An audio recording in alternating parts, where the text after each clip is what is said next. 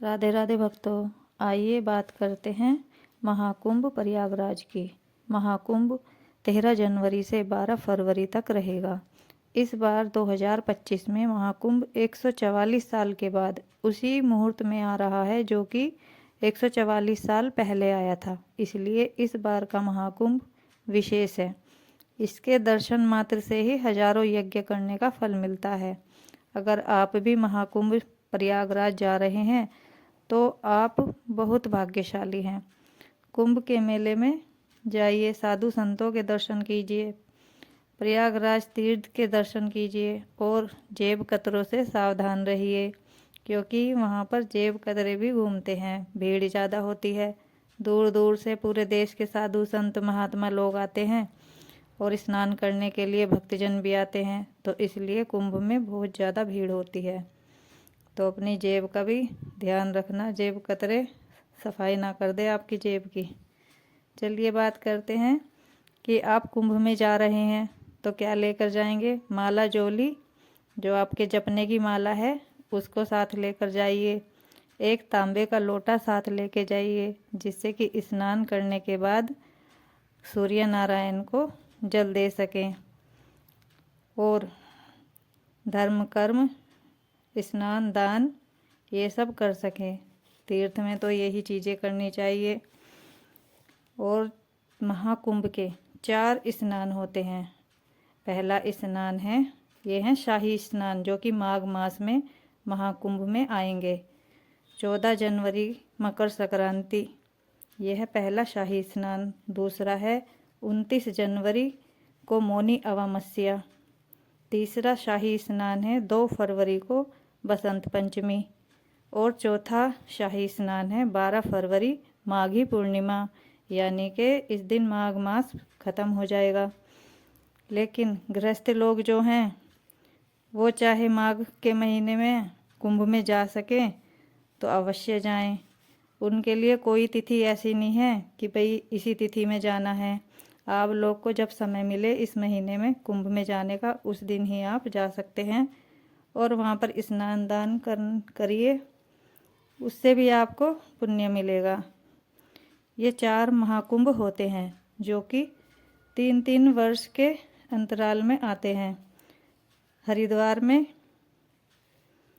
सबसे पहला कुंभ जो है तीर्थराज प्रयाग, दूसरा नासिक, तीसरा श्री उज्जैनी और चौथा हरिद्वार।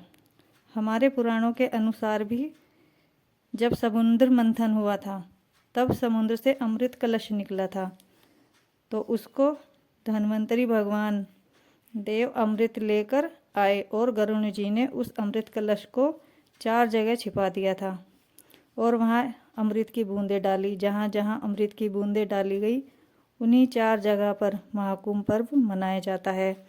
जिसके जन्म जन्म के पुण्य जागृत होते हैं वही मनुष्य कुंभ में पहुँच पाता है। वहाँ जाकर कोई पाप कर्म नहीं करना चाहिए, क्योंकि तीर्थ में पाप करने से वज्र बन जाता है, यानी कि पत्थर हो जाता है।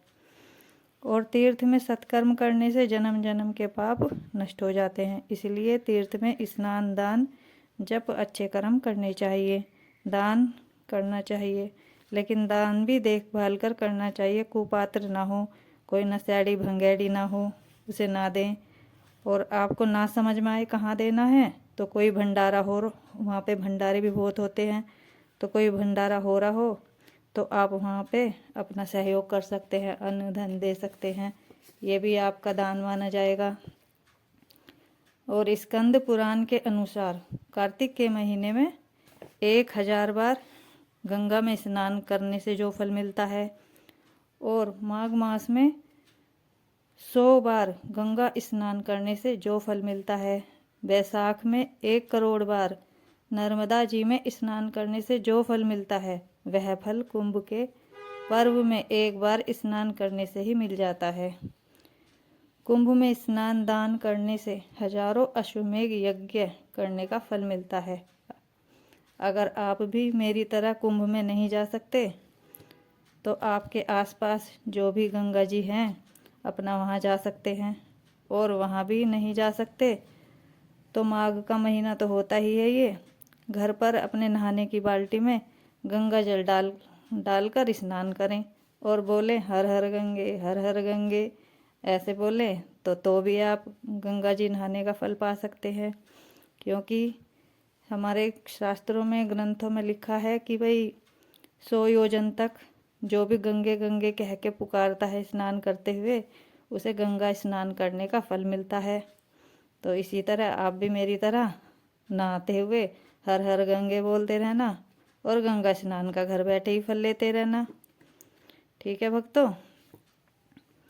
और हो सके तो ये भी बोल सकते हैं, हर हर महादेव शंभू काशी विश्वनाथ गंगे।